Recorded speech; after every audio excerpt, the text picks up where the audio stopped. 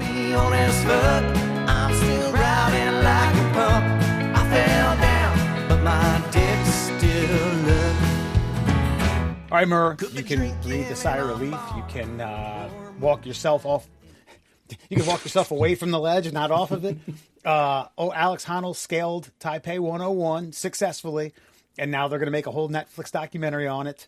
Well, they did it live. I didn't know what it was. It wasn't even advertised properly, in my opinion. It was just like, like tower climb live. Like, the fuck's this horse shit? And then I realized it was Alex Honnold, and I'm like, why are you doing this? I mean, at least it's not like a structure where something's going to fall apart, I would assume. I mean, it's an Asian-built building, okay? Things don't fall off of those things. So, I don't know. Here's what I hate about it is he's probably, known as the world's greatest climber, right? Is this what he's now limited to? Is, like, Evel Knievel stunts in small countries, Like, why? Why are you doing this? I don't know. I don't like it. I had a theory on this, and I think he's taken the Floyd Mayweather route. Low risk, lots of money. You know what I mean? Is scaling Taipei 101 low risk? To the layperson, no. But to an Alex Honnold, it's like, yeah, I can do that.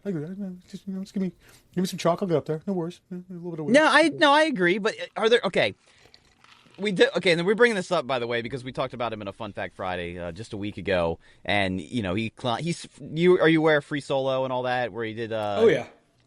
Okay. So I live in Colorado. If you didn't hear on the last episode, all people do is talk about free soloing around here. Okay, everybody's bouldering.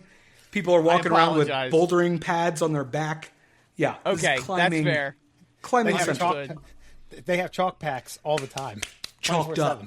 So it's like Old Bay here. Rock climbing there is like Old Bay seasoning and Maryland. They keep that thing on them. If I went rock climbing, I would just keep a seasoning bag instead of a chalk satchel on me. But he did this thing where he climbed this, like, I don't know what it's called. It's either a Taipei or a Tapui or whatever the fuck it is. Taipei 101. No, I know, but I'm talking about when he went out in the wilderness with this 80-year-old scientist dude, and because the 80-year-old scientist guy couldn't get to the top to see if there were these, like, new species to be discovered. If they discovered new species, they could put in to have this place, like, put on, like, I don't know, basically they won't burn it to the ground now. They can't because they found new species there. So Alex Honnold, being the world's greatest climber, scales this fucking thing because there's no other way to do it. That's furthering humanity, the world, the environment. It's doing something worthwhile and not just entertaining a bunch of people going, ooh, ha, ha, ha, on Netflix that I didn't even know was there. That wasn't advertised anywhere, which brings up a whole nother subject of how do the streaming services advertise worthwhile content these days? If you don't have them, you don't know, right? We got to have each one of them to watch the whole NFL season, or now we're dealing with NBA on 5 different things, right? But thank you for clearing this up. Mm-hmm. Thanks for clearing this up, because I saw Skyscraper Live on the Netflix menu, and I was like, I don't want to watch this, nor do I even want to know what it is. But now I know. And I just watched season 2 of Tires again. No thanks, Skyscraper. Well, and I thought it was one of those stupid interactive games that Netflix has on there. I was like, Skyscraper Live? Why am I playing this? Yeah, so I never watched it, and now I know it's a thing. And I don't know that I want to watch a man in real time actually scale a building. I'm glad he did it. Watching him do El Capitan, I'm sure was boring as fuck. In documentary form, digestible. In real time, just seeing some dude. Well, you need the binocs. Yeah, I know. I mean, and I feel weird watching somebody climb like that because the only reason you're watching it is sadistically in the back of your mind. He gonna die? That's the only reason. There's also, no other reason. Feel weird watching anything through binoculars these days. Well, I mean, but even if you're watching Skyscraper live and you're actually watching it live, not knowing if he's actually going to make it, the only reason, I mean, are you really, is the thought in your mind like, ooh, I hope he makes it? Or is it like, ooh, I hope he doesn't die? It's the negative, and that's the only reason you tune in. Well, do you think anybody thought that it was a live reboot or retelling of the Dwayne "The Rock" Johnson movie Skyscraper? Trying to figure out which one's more entertaining now. Did you watch that? Did anybody actually watch that? No, Sure did not. Okay, I unfortunately tuned in, thankfully, about an hour into the movie. You do realize that The Rock, this hulking man, the whole thing is he had a prosthetic leg, which apparently came in handy for smashing out windows to then get onto the skyscraper, which it was one of those moments where The Rock had jumped his own shark. Like, it was a rock shark swimming in an ocean of rocks, and he was riding rock skis over a fucking rock ramp. It was like, my God, dude. Yeah. I thought you were better than this. It was like the producer's kid who had some say in what happened in this movie. Like, yeah, he's going to have a prosthetic leg. Like, why? No, he needs to have one. All right, better write it in there.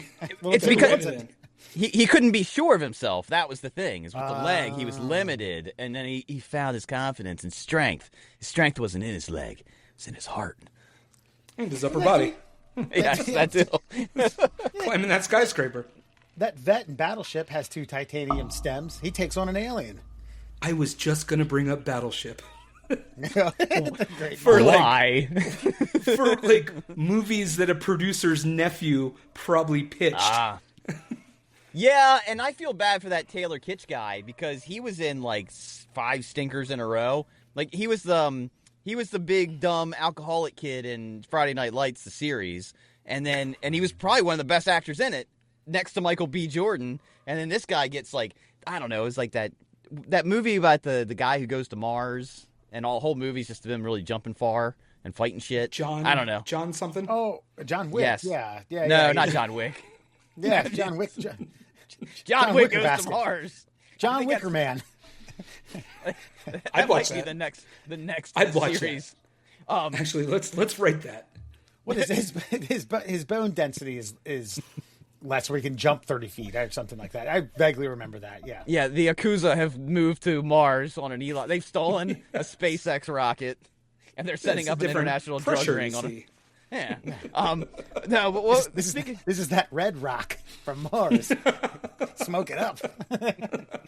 Oh, but speaking of outdoorsy shit, there's something on Nat Geo which you can find on Disney Plus, and it's, I guess, Will Smith just took a trek to Antarctica. Has Will Smith? I won't watch it because it's Will Smith. Because has Will Smith buried himself now, I guess is my question. And if so, how does he dig out, or does he? I would say yes, because I just saw 10, 15 years ago, we used to say, I read an article, but now we just say, I saw a video. I saw a video on Instagram the other day where it said that, yes, he actually freestyled himself out of a big Michael Bay movie on Netflix. People are concerned about the weird behavior and the trying too hard to be young rapper Will Smith again, and the grasp for relevancy, that they kind of put the kibosh on a Michael Bay big explosion movie straight to Netflix. But Michael Bay, I'll watch it. Something's going to blow up. Well, what do you mean he freestyled his way out? Actually physically rapping something that was stupid? Or he talked to Michael Bay and pitched his idea and was Michael Bay was yeah, cool. There was a couple months ago, I guess, when he was going on his Hey, I'm Not Crazy tour, PR tour. That sounds totally crazy. Hopped into some freestyles on these YouTube shows or whatever, podcasts, and they were just very unhinged. And gotcha. Not a lot of positive fan reaction. That wife needs to go. I'm not a big fan of divorce, but this just seems I don't know what kind of intervention you need to have, but Jada Pinkett's just got to be out of his life. I think the guy's just gone legitimately nuts. He's got too much money, too many people telling him nah, man, you're on the right path here. And then she's I don't know what the fuck she's like. That whole Chris Rock thing was obviously finally on public display, the absolute insanity that is that human being. But I always said, when Tiger Woods went through his thing, he should have grown a beard, should have fucking just started coming out like Ted DiBiase, a hooker on each arm, and just said, fuck it, this is who I am. I just think Will Smith needs to kick her to the curb, just start dating, porn star white women, and just, fuck it, this is who I am. kiss my balls. I saved the world. I saved the world $20 million at a time, and when I'm not doing that, this is what I do. And I might kick out an album every 10 years, depending upon what Jazzy Jeff's doing, which is nothing. Nothing. Jazzy Jeff's just counting his money from the fucking just things he's invested in, unlike Will. Yeah. Also, you can find it on YouTube, the Boiler Room series. It's like a live DJ session series. He has one of the best of like the past. It's a couple years old now, but anybody out there want to see some cutting and scratching? Jazzy Jeff Boiler Room, fucking sick. He's like your producer's favorite DJ.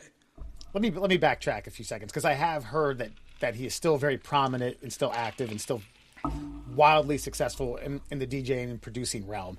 I did know that. I just figured if Will Smith came a call and that Jazzy Jeff could carve out a month to, put out another Getting Jiggy With It 3 and 4, or however, like Beethoven. He's made dozens. I just think that like the characters that Will Smith plays are more believable than Will Smith, the man playing the character Will Smith. I just don't know if I just legitimately, it's one of those rare occasions where you can look at a screen and see a person that you're aware of and say, I don't think that person knows who he is at all. Like I can't, I saw the previews for this, like Will Smith Goes to Antarctica thing. And I'm just like, he's playing a guy. He's playing what he thinks a guy who goes to Antarctica should act like when he goes to Antarctica. Not just being natural and real in Antarctica, like, fuck, this is cold. Like, oh, boy. Ho, ho, ho. Almost like he's doing, like, a minstrel show of himself. It's bad. Yeah. Sorry, but that's kind of what it looks like. West Philadelphia, born and raised in Antarctica. That's how it should have been.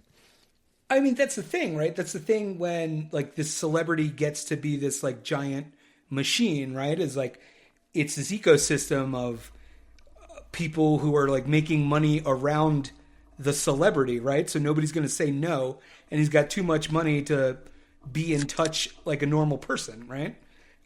He tried to give Jaden a job with After Earth. That didn't work out. Now Jaden's made some really weird shoes that are all over the internet that I don't want to see.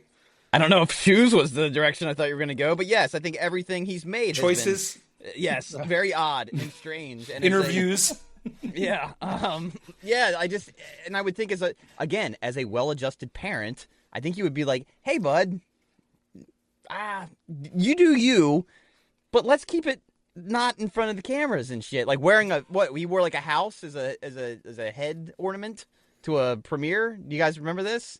No, I did not see he that. literally wore like one of those like log house or something, like a straight up like house shaped thing, like as a cardboard cutout around his face with like a tuxedo on, and just like for the cameras. Yeah, just mugging like I'm I'm not the problem, you're the problem. And you can say like it's art. No, art can be interpreted. And all I can interpret that is a kid who's screaming for parental advice and not getting any of it. He's like, look, I called up Uncle Jazz. We're going to make Getting Jiggy With It 3. You can get featured on 2 minimum if you spit hot bars, hot fire. And if you produce, then we'll get you on more tracks. That could be the normal route. I think you're onto something. There was a clear path. Son of Independence Day. Son of Men in Black. Son of, Bad Boys. Son of Bad Boys. He could have come up through the academy. He could have come up through the academy. Dad's getting ready to retire. Yeah, there's a natural whole fucking reboots. You're saying he could have made all those redone movies? Yeah, you remember you liked this one with my dad in it, and now here I am gonna make a new one. Keep Will's son. Keep Gemini Will in Man it. 4. The only people that have a problem with, like, Nepo babies are reporters who are mad that they didn't make it and had to report on the Nepo baby making it. Like, nobody cares. Like, if Jaden was to then buddy up with his dad, do all these remakes that you're talking about, Jaden goes to the police academy. He's now, like, in the police force, and Will's looking out for him. And it's like, hey, Dad, I can take care of myself. I know. And then something crazy happens, like, Dad, I need your help. And it's like one last ride, and the Bad Boys franchise continues and thrives. Same thing with Men in Black. Think about the heartbreak when he's got to fucking boop his dad with the fucking, like, forget everything light. Boom. There's your ending right there. We can just write everything in between. But yeah, you just do that. Be successful. Continue to make money. I'll remember this. Sorry, you won't. They could have done Bad Boys and a Half and spun it into Cop and a Half meets Bad Boys. That time has passed because now he's an adult. I mean, if we're talking about crossovers, I love that you brought up Police Academy. I bet Jaden can do some sound effects. That's right. Like old Michael Winslow. That's right. Not to be confused with another Michael Winslow. That's right. Yeah, who's been on the show. Oh, nice. Middle class owes everyone. Old Raleigh McGinney joining us tonight. Foxman and Murr. By the way, I wanted to read 2 comments that had me cracking up today. It was on the Netflix Sports page on YouTube, kind of doing like a 4-minute recap of Alex Honnold's scale of Taipei 101. One person writes, if I train consistently for about 10 years, I believe I'll be able to watch this video. and the next one's even better. He's like, I once climbed up the 4th step of my ladder to get a Frisbee off the roof. People like me and Alex, well, we're just a special breed of daredevil. It is amazing to know how limited you are at certain things, and then to see someone just completely topple every accomplishment you've ever had in the first 5 minutes of the feat they're trying to accomplish. You don't ever want to appreciate the hard work, but when you make a mistake, they'll remember it. Oh yeah. Real quick before we get to, well, it didn't have to be real quick. We got 16 minutes in. We got some time. We got the time in the world. If you weren't living under a rock over the last 24 to 48 hours, you guys probably heard that Bill Belichick got snuffed on his first attempt to get into the Hall of Fame. News feeds were buzzing. What's his face on ESPN all day? Christ, who's the guy who's on the game day? Steve. Not Kraft. McAfee was going bananas. Oh yeah. Oh, sure. Every other sports show talked about it ad nauseum. I have my own opinions, but I don't know if you guys squeezed the banana in half that you were eating when you heard it. I honestly thought it was a parody joke, a parody account of Adam Schefter when it came across. I was like, what? Because I think obviously the theme has been, if not him, then who? I just think that's like the most legitimate statement anybody can make. If Bill Belichick is not a first ballot Hall of Famer as an NFL coach, then what NFL coach, henceforth moving forward, that means none of them are. They cannot be. Raleigh. So this is also now feeding in to this new conspiracy theory where Bob Kraft is trying to separate and take all the credit and throw Belichick under the bus. I don't know why. Didn't a documentary just come out that was produced by Kraft, and it shows Kraft as the one who kind of made it all happen, and Bill Belichick was just there, which is if you've ever watched a football game, that's not true. Sure. I think I've seen this. It's a bird's eye view zeroing in while he's getting a handy from a massage clinic, and he's like, you know what? I built all this. Oh, all right. From a single parking lot. Yeah. I think there's some credence to your conspiracy because it doesn't make any sense that as soon as he was fired from the Patriots organization that I was like, oh, well, somebody's going to hire him for at least the next 2 years so he can become the winningest coach in all of history. And then it was no takers? No takers for Bill Belichick. Are you serious? And then he goes and then he does this little adventure down to North Carolina or whatever, which is fine. But yeah, the fact that nobody even offered him. The other, besides not getting that another offer in the NFL, the cushy front office job, right? With the organization that you led to glory. Sure. Yeah, he masterminded, all the draft picks, all the signings. He put together this regime of about 20 years of players coming in, coming out that he knew would fit the system. And that I'm glad you said that because the big argument people keep having is well, he had Tom Brady. Well, no shit, he won all those Super Bowls. Yeah, he had Tom Brady, but he also had Wes Welker, Julian Edelman, guys that no other team looked twice at because they were small little white men who couldn't do anything but take fucking shots across the middle. And Bill Belichick's like, oh, I got a spot for you. Come on out here. Just catch the ball. What's the best way? Gave Randy Moss another run? Didn't win with him, though. Yeah. Yeah. Well, what's the best way to compliment a guy like Randy Moss, who's going to stretch the field? Let's get a speedy receiver in the slot who has sure hands. Okay, let's make it work. We'll get a run game and a defense. The one thing I wanted to say, go ahead, Murray. Well, I mean, my point on Randy Moss was that, like, you can say that because he had talented players, he won Super Bowls. But the point is Moss, yeah. you didn't win with Moss, one of the greatest, most devastating receivers ever to lace up a pair of cleats.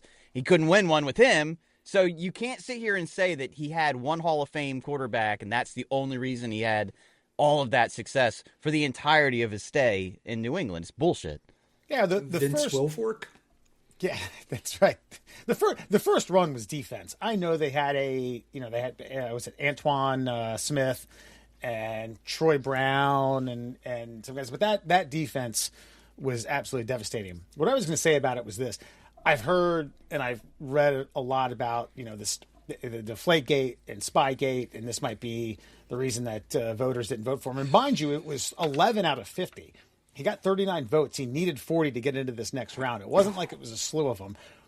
And I have heard, and Wilbon brought this up on PTI the other day, and it makes sense, where guys like Roger Craig and L.C. Greenwood are on their last year to get elected.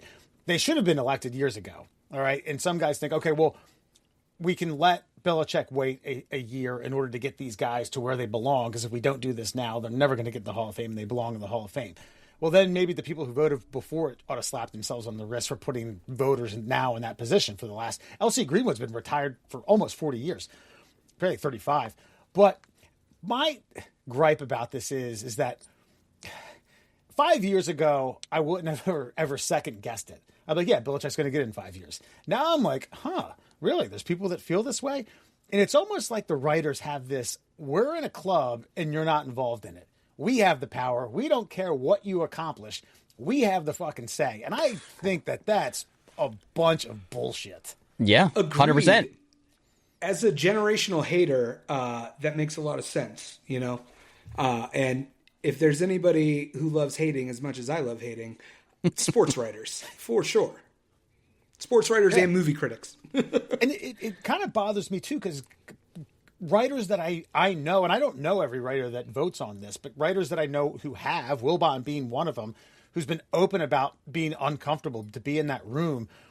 But like a guy like Tim Kurchin, who votes on the Hall of Fame, Tim Kurchin obviously has baseball's best interest when he's voting for this. I think Mike Wilbon has football's best interest when he's voting on Hall of Famers.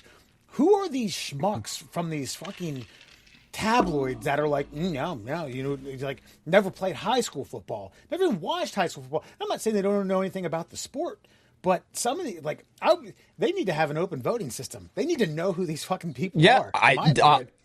Jay, I got two of my favorite comments from this whole thing. One of them's from J.J. Watt, and he's like, there's been 59 Super Bowls, and this man has been involved in winning 8 of them. How can you tell the story of the NFL without telling the story of Bill Belichick? I mean, It's impossible. Even when he didn't win them, like going there. I mean, holy shit. I mean, so he's been to what, 9 total? 9, 6 and 3. And if you want to say that Rams Super Bowl was bad, I don't think it was a bad Super Bowl. I just think it was kind of sloppy offenses against defenses that prepared really, really well. Right. Fine. We can throw that one out. The other 8 Super Bowls were really good fucking Super Bowls. They were all highly contested, very enjoyable games to watch. Oh, the Falcons Patriots one, where they came the fuck back from like absolute devastation to ruin come on, what's his name? Matt Ryan. Matt Ryan's fucking Matty Ice. Matt Ryan's fucking his attempt at potentially getting into the Hall of Fame. He fucking put the fucking boot on that neck. But good. I want to follow up on that Super Bowl on a personal note. Well, and my second favorite statement on this entire thing comes from a man named John on Twitter with no blue check mark, who simply said, "Y'all are an embarrassment. I didn't spend the better part of a decade hating that man as a Dolphins fan for him to not get into the Hall of Fame. Zero credibility." That's awesome. That's solid. I was going to say, I've been dating my now wife for about a month, and her company had to go down to Atlanta to the headquarters for a company event. And I guess the owner and CEO of the company, who's a huge Falcons fan, said, if Atlanta wins, we have off tomorrow. And I guess at halftime, people just started fucking getting ripped drunk. Yep, it's in the bag. It's in the bag. They lost. People were hungover as shit that next day. So that's one thing I was just like, oh man. And to Sarah's credit, she was like, I don't know. I mean, I'm having some wine, but it's Tom Brady. I'll start drinking maybe at the fourth quarter, maybe later on. Yeah, I think we can pinpoint the beginnings of the NFL is scripted narrative to that particular Super Bowl. People really started. Oh, yeah, okay. Let's stop it. I got a guy at work every time something happens. Really? And then when I bring it up, like, because again he was all with the Chiefs thing, and it's like. And then I was like, hey, what happened to what? Because the Chiefs kept winning. He's like, yep, they're going to get in. NFL scripted. And then, Mahomes tears his fucking whatever, nares his knee up or whatever. Yeah. And he's like, oh, well, yeah, duh. I mean, they have to have somebody else come in now. They got to rebuild. That's part of the story. The storyline keeps changing. It's a fluid fucking storyline. Every fucking bit of it. The conspiracy's fluid, bro. Choose your own adventure. But the point I want to make about the Spygate and Deflategate and all that other stuff, though, this is the way I look at it. As a head coach, those are flags on the field. And a game is not contested as, like, bunk or not bunk because there were penalties in a game. Like, you can call it cheating. Well, isn't holding cheating? Isn't that technically cheating, which is why you have a fucking penalty for it? Bill Belichick got penalized for his fucking actions that were uncouth that every coach has fucking done. Even Jimmy Johnson was on fucking with McAfee. Cussing up a storm, by the way, which was kind of awesome. And just saying, like... it's this. He even said, "This is bullshit." I had chartered a flight to go to fucking watch his Hall of Fame speech. I'm canceling that fucking flight. I'm not going to the Hall of Fame, and I'll probably never watch it again. And if you got somebody as fucking credible and respected as Jimmy Johnson saying that this is bullshit, it's bullshit. That's it. And why can't the Hall of Fame just be like, all right, we're gonna revote. Either revote or we're just pulling your card here. And everybody who voted against him, you need to come to a fucking tribunal, explain yourself, and we'll either let you stay or you're gone. We need to put you through a voter's course, some sort of 7-day sit down, 8 hours a day of evaluating talent. And, at the end of the day, if you're not going to get into the Hall of Fame based on personal dislikes, another favorite tweet of mine was some guy taking a picture in front of OJ's fucking bust. Like, you gonna leave him in? I guess, like, you can't vote him out? I mean, I guess, all right. Okay, here we are. Johnny Cochran should probably be in. Honorary. Yes, right next to him with a glove. Well, it's bullshit. We'll leave it at that. All right, look, we're going to take a quick break. We'll be right back with Friend or Foe. Stay tuned for more smooth, sexy, seductive sounds from the middle class holes. All right, ladies and gentlemen, let's get to it. Time for Friend or Foe. Going to read a news story to you. See if you agree or disagree. Friend or foe. And this little gem comes straight out of China. Videos featuring smart toilet paper dispensers that require people to watch short ads to receive toilet paper strips at public toilets have gone viral in China. So basically, they have a booming tourism department now, and they've had a problem with people taking too much toilet paper. And what is China? Japan's the land of the rising sun. Well, what's China? The next frontier? What are we calling that one? Yeah, they stole that from Star Trek. Star Trek. You bet. Yeah, that's right. Final. Ever since it started, it's been ever since the new era of booming tourism has started, China has experimented with ingenious ways of preventing toilet paper waste. So, back in 2017, international news outlets reported the induction of facial scanners connected to toilet paper dispensers that offered 160 centimeter long strip per scan or every 9 minutes. Now, they have upgraded to where you have to watch an ad, and if you watch the ad to completion, you get yourself another 60-centimeter slab, which I did the math. That's 23.6 inches, so about a 2-foot long strip. You also still have to wait the 10 minutes in order to get the new strip of toilet paper. So how bad do you need it? How bad do you want it? Are you guys for this or against this? I'm going to put it like this. We watch ads to watch a video to see if that's the video we actually wanted to watch in the first place, and may have to back out to watch yet another ad to watch another video to see if that's the video we wanted. In the world of having to watch videos to get things that you want or do not want, do you like this idea, considering toilet paper gets wasted all the fucking time? Would you rather wait 10 minutes to get a strip, guaranteed, or not have toilet paper at all? So friend or foe, watching ads for toilet paper. Riley, we'll start with you. Big time foe. Okay. Big time. First off, to your point, we've got I checked out the article. I had to click through a banner, a bottom banner, something in the corner, and then I could only read 3 lines of the article at a time because you had to scroll through the banners. So we're almost there. Just like you've been at the gas station and it's like, do you want to add the Aditech? And it's shouting at you.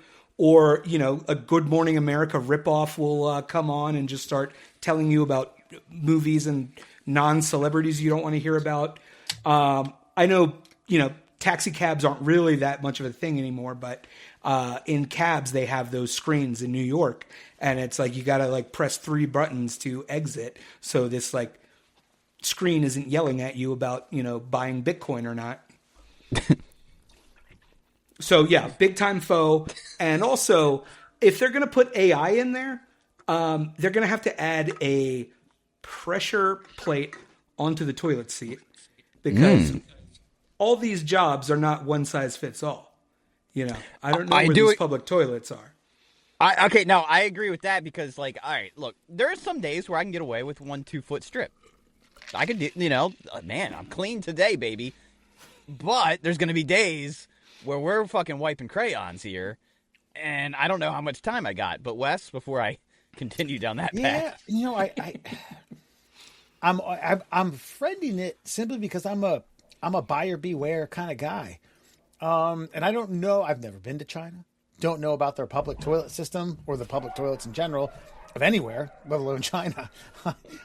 I may have taken a dump in a public restroom. Hold on, there's a dog being murdered in the background.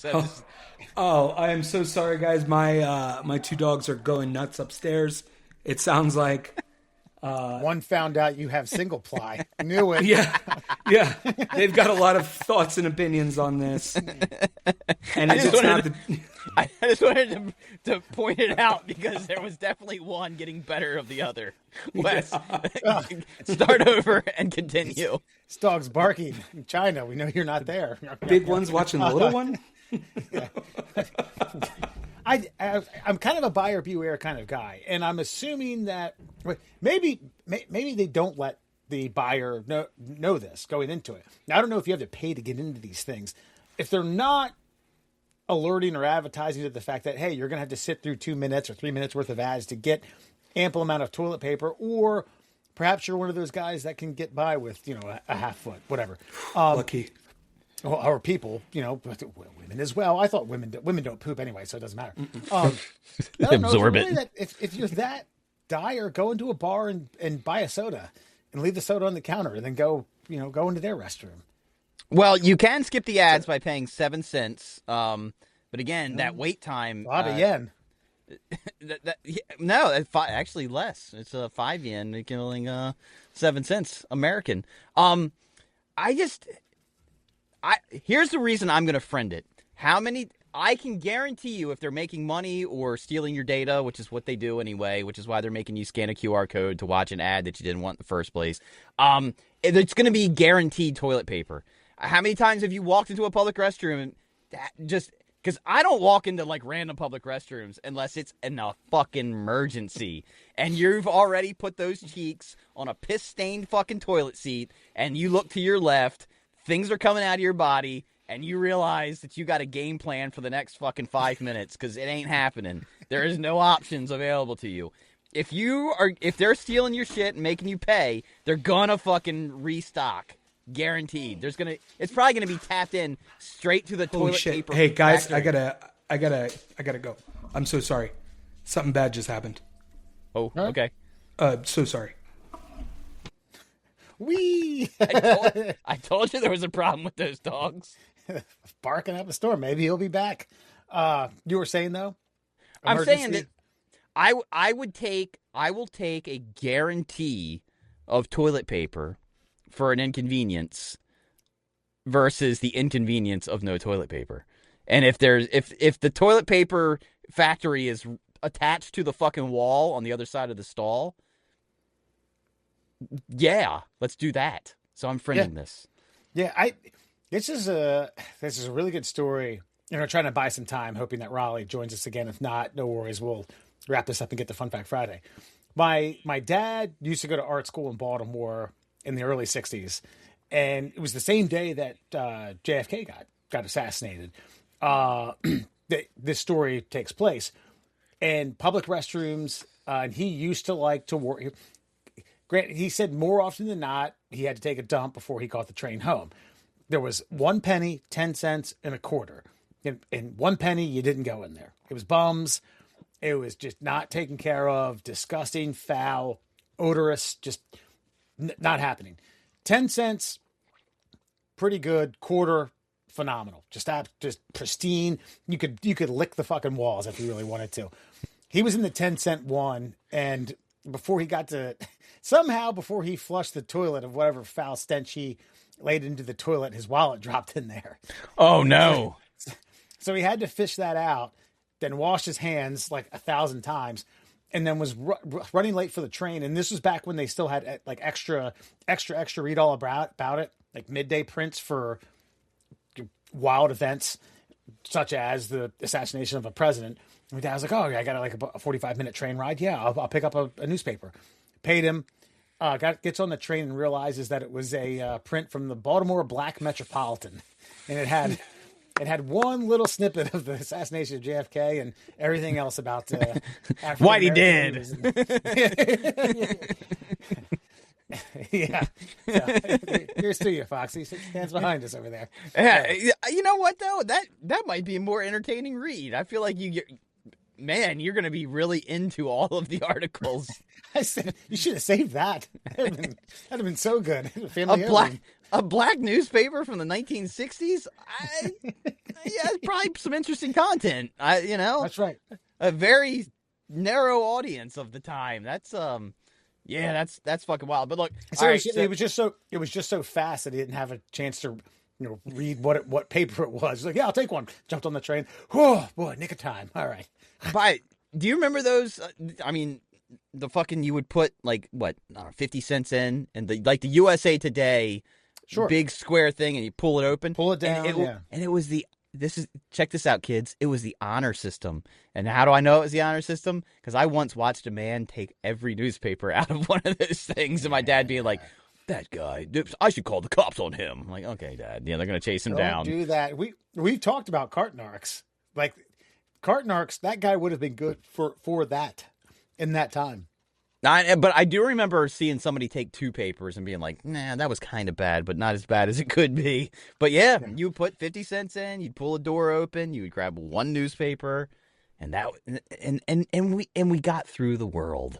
We navigated things. But I will always say that no matter what the monetary donation is, it does cause people to be better. Just like you said, the penny bathrooms are shit. The dime bathrooms are, roll the dice. And the quarter 25-cent bathroom is... This is 1963. So. Mr. Fox, I presume. Back again. But you really stirred up a mess in your gut there, Mr. Fox. Oh, and this was my other point about that, though. As far as... Here's where I would foe it a little bit. I got a foey aftertaste on this. Is because you're doing this in tourist-rich regions. I don't care how clean or sanitary your food is. You've got people coming from a foreign culture to your country. Their gut biome is not ready for whatever it is that you're preparing for them. Again, not saying there's any like food contamination or anything like that. No. Just in foreign land, foreign foods, foreign preparation. You are going to be shitting yourself. Listen, Sarah and I once a month order from this place called the Himalayan House. We are not flying to Nepal to eat this food or consume it, okay? It's prepared a mile away from our house. We buy this knowing that the shit is going to hit the fan literally in an hour after we both eat it, and we still buy it. I had here in America. I made tuna fish. I don't like mayonnaise, so generally I don't eat a lot of tuna fish sandwiches, but every now and again you get a craving. I ate a tuna fish sandwich the other night, and within about 25, 30 minutes, I was fucking testing one of Elon Musk's rocket ships in my fucking bathroom. It was blast off city. I shit so hard with my pants around my ankles, I found shit splatter inside my underwear. Wow. It must have hit so hard and came through the little gap in the toilet seat, out and down into the drawers. So yeah, you're in China having a fucking 100-year-old egg. I have a feeling you're going to need a little more than 2 feet. So you're either going to be spending I will say this, at least there's no time limit on the bathroom, right? You got to wait 10 minutes to get another 2 foot.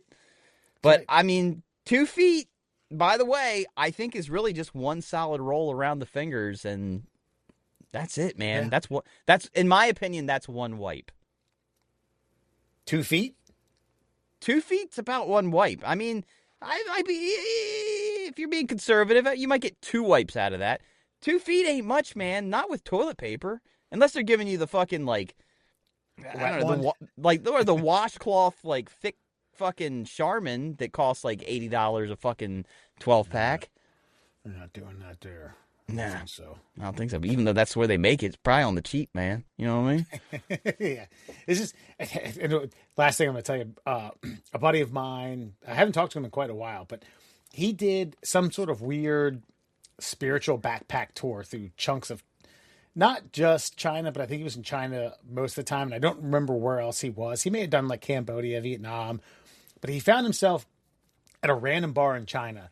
And these businessmen found, he started drinking with them. They all spoke English relatively well. And they had this kind of honorary salute to drinking rice wine, which is, I think, like 30 proof or 25 proof. It's like dumbed down. It's like sake-ish. And I don't remember. I think it was Taipei was the slang, and it was dishonorable for you to turn it down.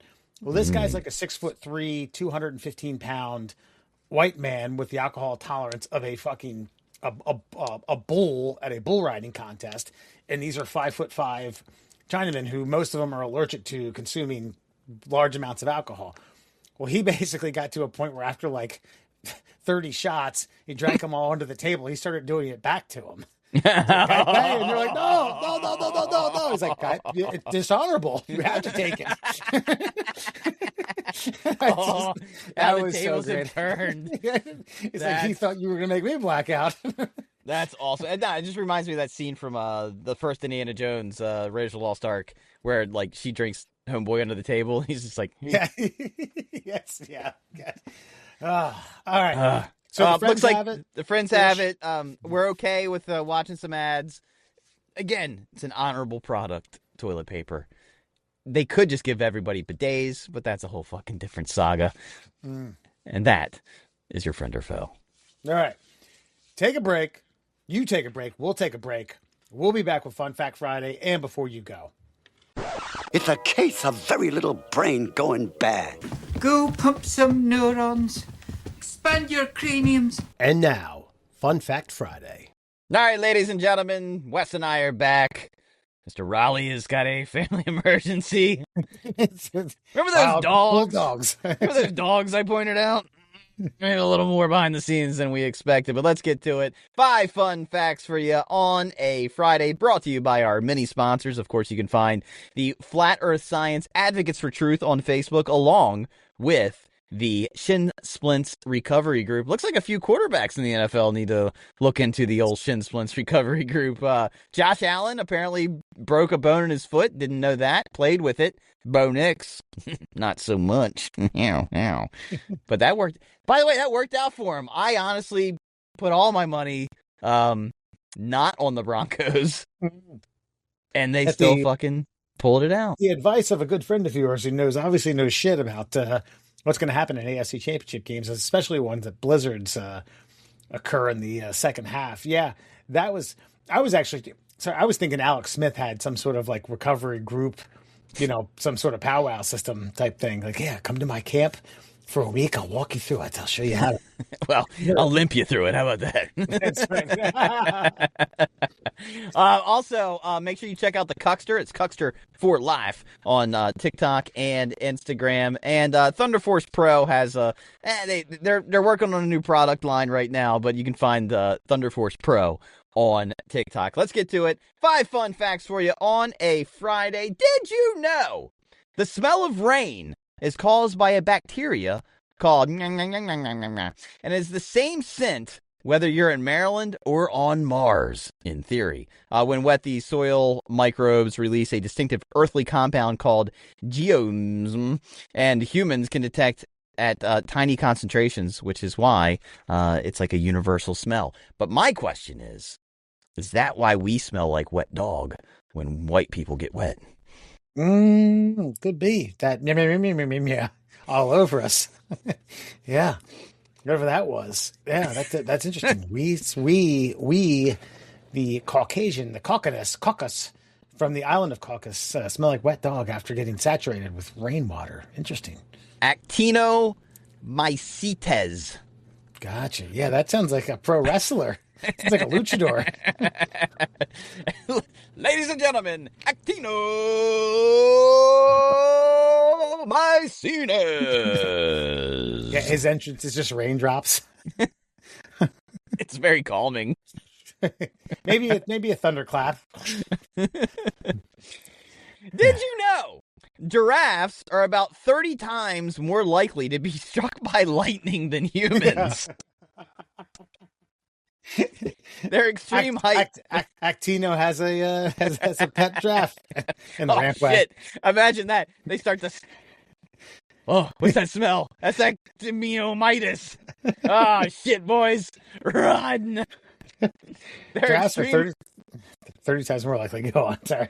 Their extreme height makes them prime targets in open savannas. Their documented cases show far higher per individual species risk. So basically, they're fucking tall. They got little antennae on their fucking heads. They're in an open field. And those storms that roll through the savannah are fucking legit. And homeboys are getting fucking roasted.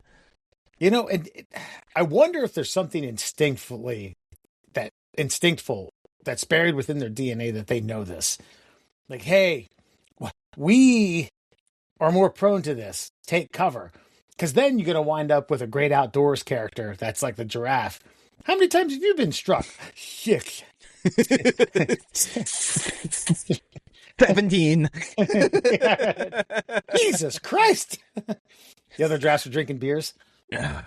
I mean, it's so obvious, but I've never thought about it. Because I always say, like, if a big storm rolls through, obviously don't get under a tree because it reaches to the sky and it's closer and it'll fucking get zapped. Like, get in a fucking, I know it's the same for, like, tornadoes. Get in a ditch. Get as low as you can. But I just never thought about fucking the idea, the vision of a giraffe just getting fucking blasted in an open field. Something warms your heart. Once the storm has passed, lions are like, yeah, cooked giraffe. Goddamn right. Medium well. Look at this nice bark skin. Yeah, I think about that a lot because, like, the cooking of meat. Apparently, like, that's also factored into the domestication of the wolf. Is like, one, wolves were getting free food, but it was also cooked. So it wasn't just that they were like, nah, I'll take some free munchies. It was like, fuck. I ain't never had anything like this shit before. God damn. You ever had fucking... You ever seen those fucking two-legged things? Fucking... The rabbit? It's like 5-star. God damn. Yeah, that's the domestication came with thunder strikes. Interesting. Yeah. And I don't want to sell the hyena short, by the way. They enjoy that too. Although hyenas they'll eat anything. Have you seen that? There's a video of a hyena digging it's either a hippo or an elephant's ass that's dead, and it explodes while the hyena's face is in there. Not full on just nuclear explosion, but kind of a mini like. And he's like, whoa! Oh my god! What do you call it? Necrotic fart, if you will, a shart, if you will. Yeah. Yeah. No, yeah. I have not seen that one. I've seen a hyena with his face in an ass, but yeah, never any repercussions for it though. Jesus And to Christ. that bastard's credit, he goes back. Hey, No, it's been- that's what you do, man. You don't give up. it's- Did you know a single teaspoon of a neutron star weighs about as much as Mount Everest? The insane density crushes matter so tightly that a tiny spoonful packs billions of tons of. I should have stopped it. Like, did you know that a neutron star weighs about as much as Mount Everest? That's fucking wild, dude. Like, I don't think humans have. Here's my theory. We will never figure out the riddle of the universe. Ever, period. Done. Full stop. It's a worthy pursuit. It'll never happen. Ever. Right. Yeah. We're not getting out of this solar system. Not us. Maybe a couple satellites. No, I disagree with that. Probes, rather. Sorry. I think eventually we will figure out. I think this is why they're prepping us for the disclosure of alien technology, because I think they're about to figure it out. I think they're about to figure out how to fucking like warp space-time. I think they're right about there. But all this other shit, like the density of a fucking neutron star teaspoon is as much as Mount Everest. Like all the rest of it, how did it happen? The Big Bang, this, that, Bing, Bang, Boom. No. Not going to do it. Never going to happen. It's too immense. It's too much. There's too many details. There's too many things you don't know. There's like crime scene shit. That's what the universe is. The universe is an intergalactic crime scene. And they're trying to fucking piece it back together. Not going to happen. Okay? You never know if a fucking bowl of fucking cocktail sauce fell off the counter when this happened. And then they're like, ooh, what's this splatter over here? It's like, that's not important. They don't know what to concentrate on. They're concentrating on everything. You're never going to solve the fucking riddle. I mean, 6 ounces of cocktail sauce is gone, brother. Someone's got to pay. But I mean, I feel like sometimes they end up finding some anomaly that might be just completely inconsequential to the overall story. And then they end up fucking like creating an entire scientific field to figure this thing out. And it's like, that was just somebody shitting their pants. Shit. That was a giraffe hit by lightning. Yeah. And I just wasted a whole PhD and a lifetime on that fucking riddle. God damn it. $4 million on a grant. Yeah. Yes. And it's not important. Again, I think the pursuit. This is the weird, like, contradictory point that I always make about this stuff. I feel like the pursuit of the knowledge creates more knowledge than the pursuit is worthy of finding. Does that make sense? Yeah. Yeah. Take in what you're gathering and make that the grounds for knowledge rather than formulate I was just saying, like, formulate what an archaeologist end game. Well, the original moon missions, which happened, by the way. All right, we're going back. You're going to find out. All the technology that accidentally came from that. Proof of concept of things that had never been needed before. You didn't need all this shit. You didn't need a fucking rocket that did this. You didn't need a computer that did this. You didn't need a satellite communicator that did this. And then because they were concentrating on this one really kind of inconsequential thing, we're going to get that big fucking rock up there. Why? Because they want to, and we want to be there first. That's the whole goddamn mission, right? That's right. And beat the Russians. And we're here now the way we are because of it. A lot of good consequences came out of that. I do wonder why the Russians never tried to be second, though. You know?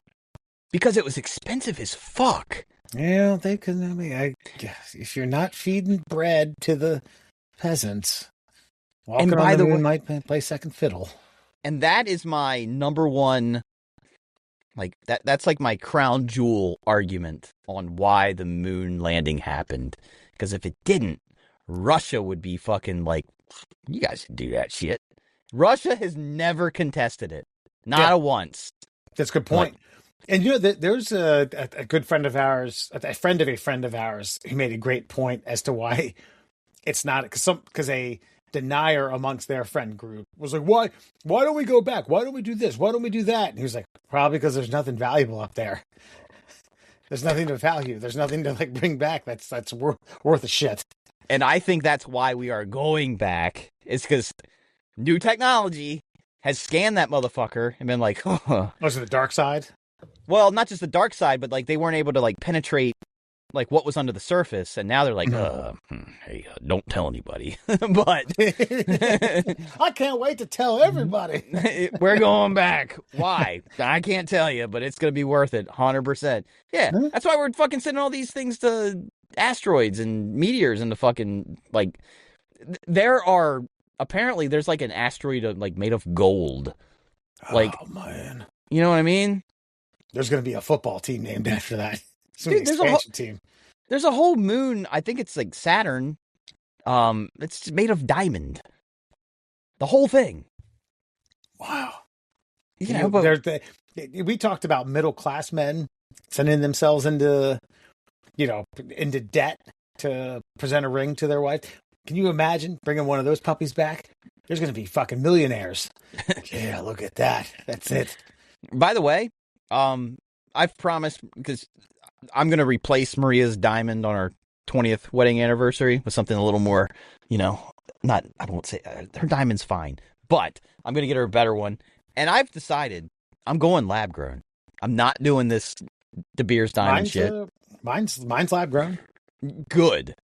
Not mine. Excuse me, my wife's. No, because so I was asking Grok, as you do, like, what's the difference? And it's like, oh, lab grown diamonds are more perfect. I'm like, what? And I'm like, well, why are the natural diamonds more expensive? It's like, oh, it's a status symbol. And I'm like, that's the fucking reason it's a status symbol? Oh, yes. It's so hard to find a diamond that's like with the color and clarity of a blah, blah, blah, blah, blah. I'm like, what? Like, why would you not go for perfection at a cheaper fucking rate? I'm lucky I found one that was like, I don't want a blood diamond. I don't want that tied to anything that I'm going to be wearing around for the rest of my life. And I was like, okay, cool. Fucking night. Goddamn right. And I don't have one. My wife, she's not petty like that either. So yeah. So I'm going to get her a nice fucking, I'm going to get her an extra carat just because. Did you know your tongue print is as unique as your fingerprint? No two are alike. Damn, I wonder if they're going to start doing tongue prints. That's exactly where I was going. It's right. Get your thumbs, your digits. All right, put that puppy in. Yeah, you don't have to put the ink on it, but I'm sure they could find something else that would be, safe and. I was just thinking about like the the secure like scanners at like military facilities and things. Like, get your retina in there.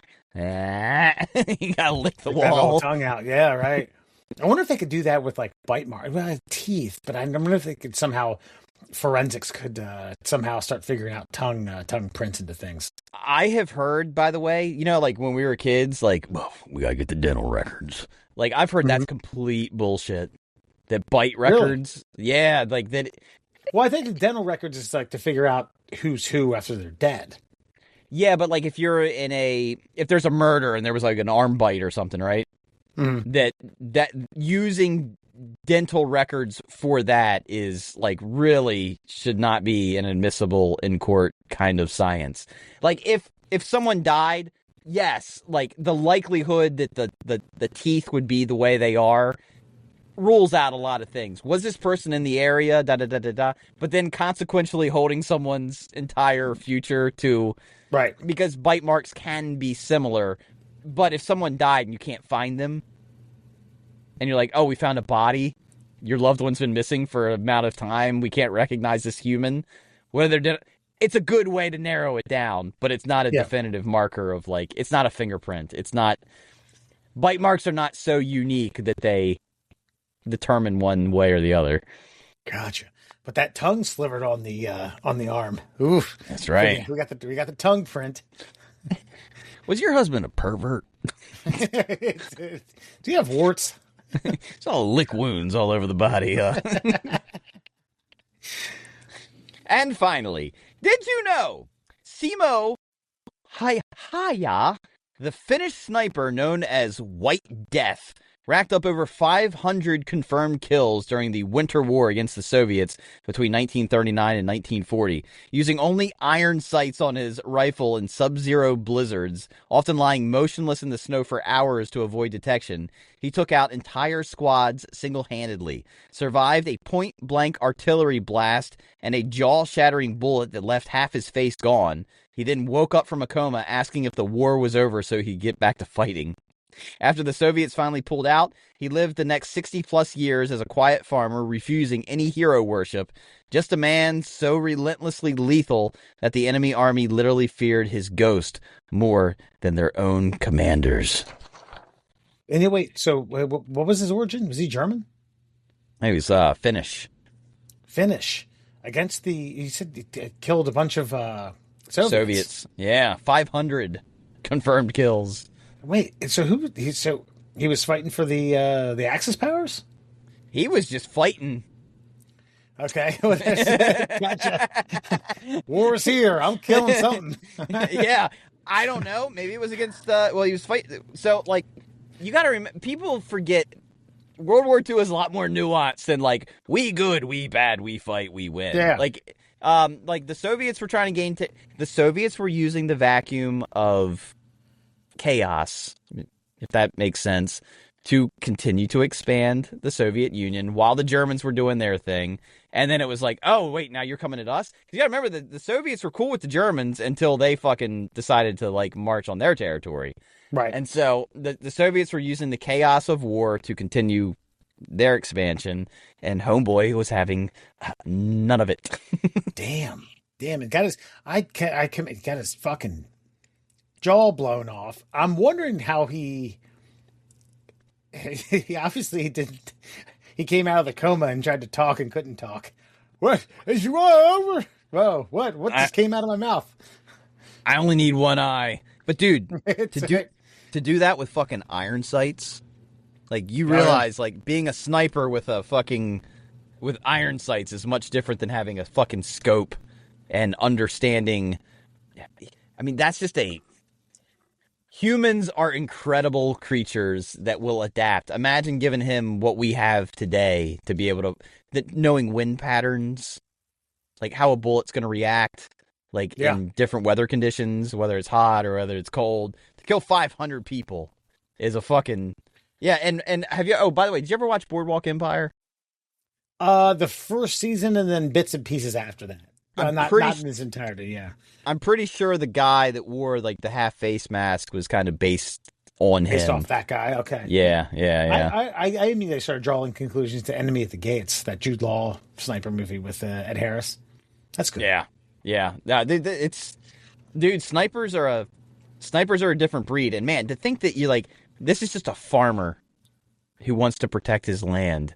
Like, I mean, country maybe maybe not so distant second, but this is my land. If they take this country, they will take my land. I will defend it at all fucking cost. Yeah, and I don't care who you are. I'm at war with anybody. Yeah, anybody that's coming here, that you're my enemy. But yeah, so there you go. White Death. Simo Haya. I also wonder too if like Marvel's Winter Soldier is based on that as well. I mean, I guess you could. The guy passed away in 2002. Yeah, dude, these guys 96. Yeah, right. Lost half his face.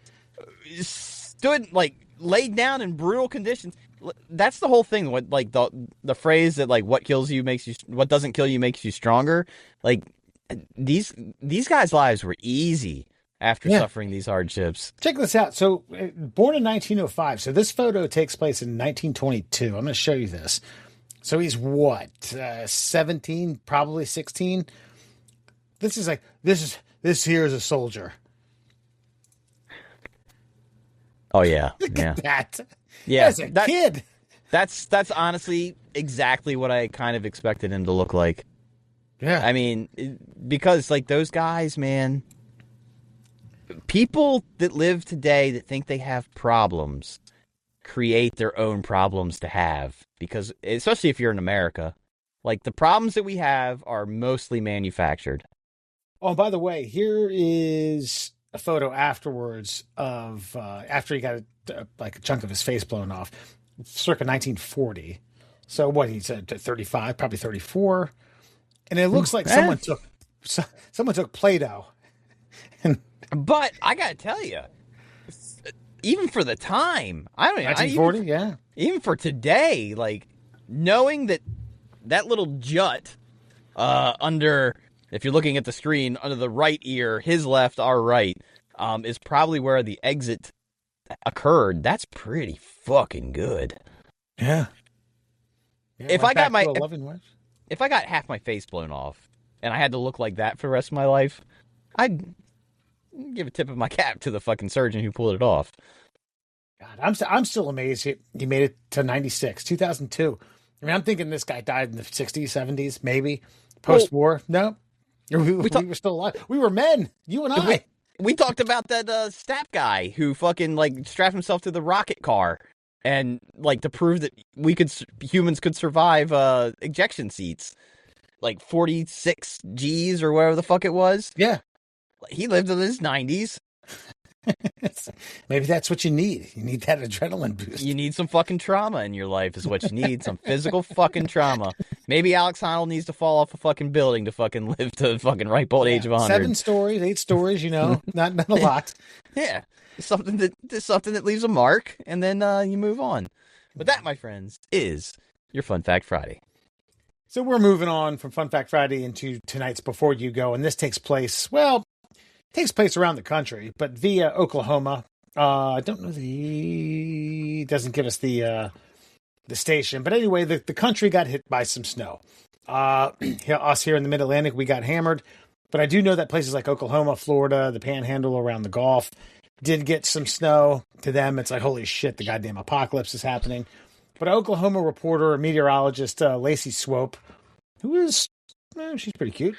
Of course, the picture is her holding weenies post this whole thing took place. She brought out, or just threw out the ambiguous question is, give us your measurements, aka tell us how deep the snow is around you. And then, of course, viewers with no guidance, no parameters, no borders, no context, flooded her with what you could expect from human beings. I don't know, but it's cold outside. 36 double Ds. Well, that's awfully personal. 7 inches with girth. The show me state.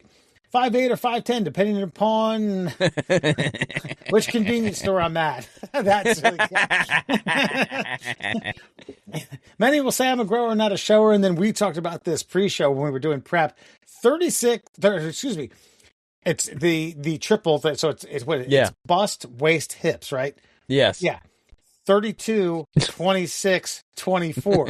So her waist is bigger than her hips. Oh, God. Yeah, a little muffin top action going on there. I mean, medium tits, small waist, smaller ass. Yeah, that's it's a prize piece there. Yeah.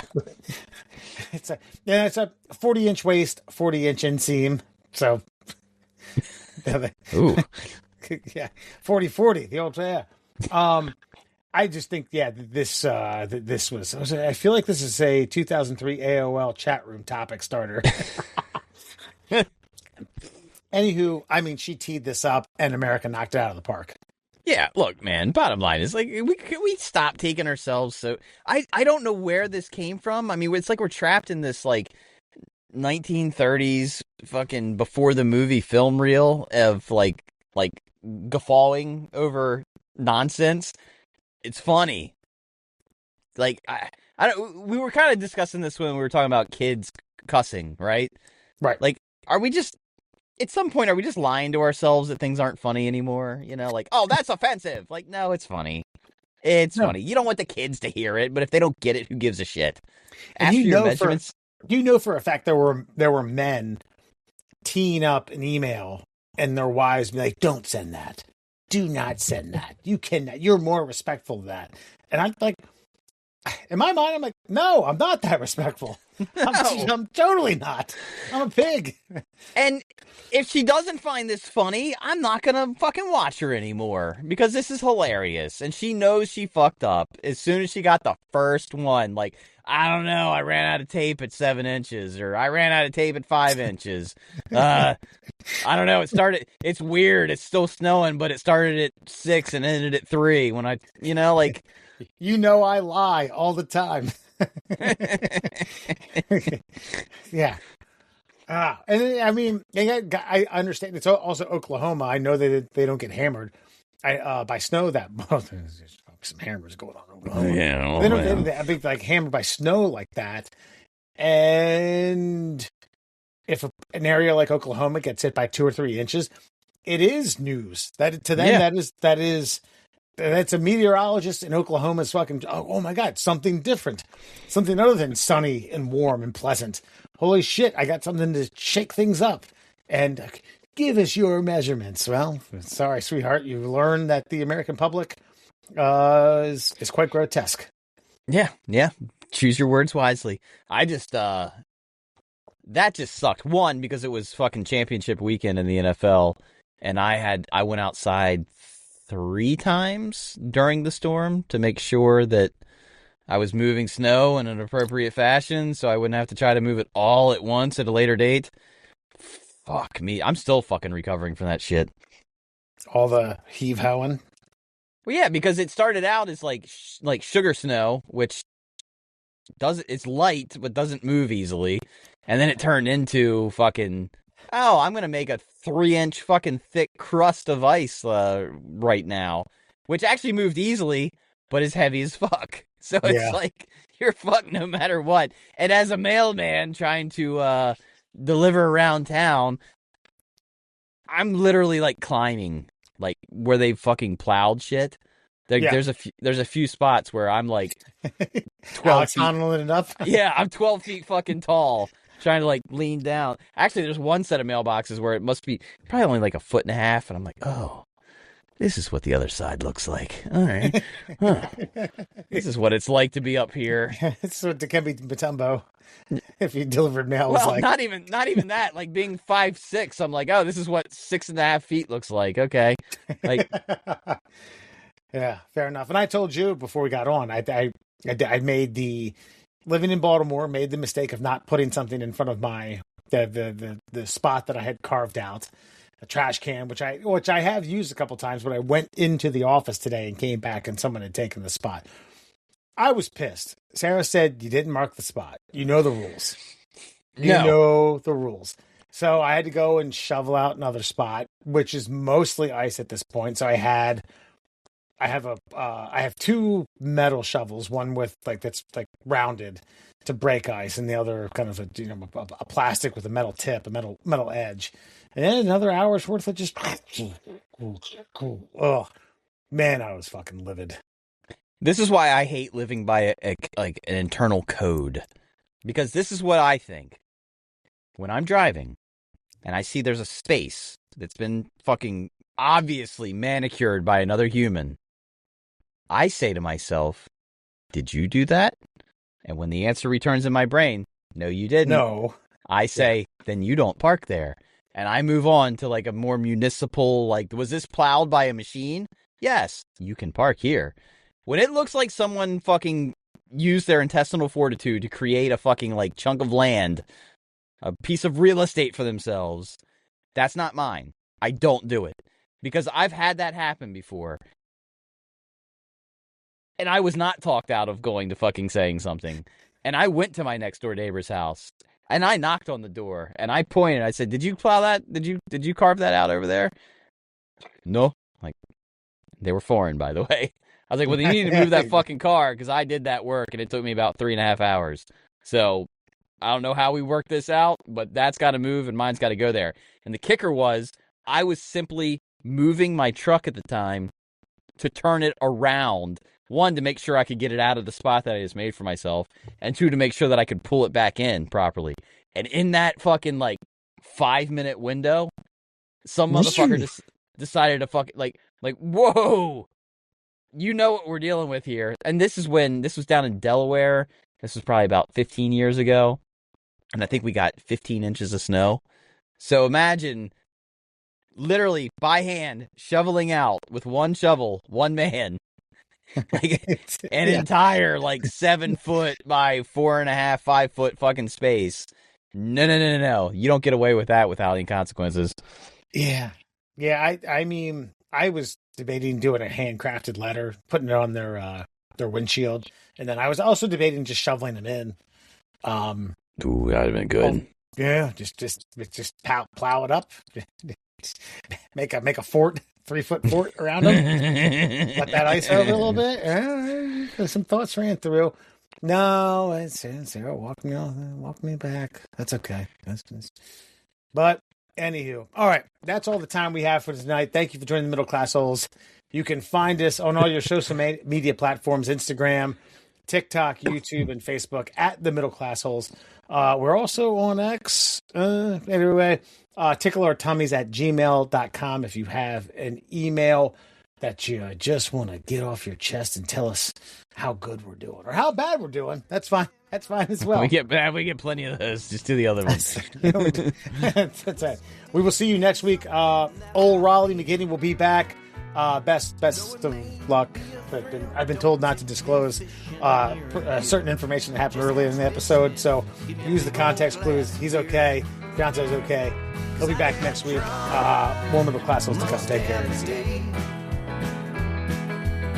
I always seem to find myself late. Might be on as fuck. I'm still riding like a pup. I fell down, but my dick's still up.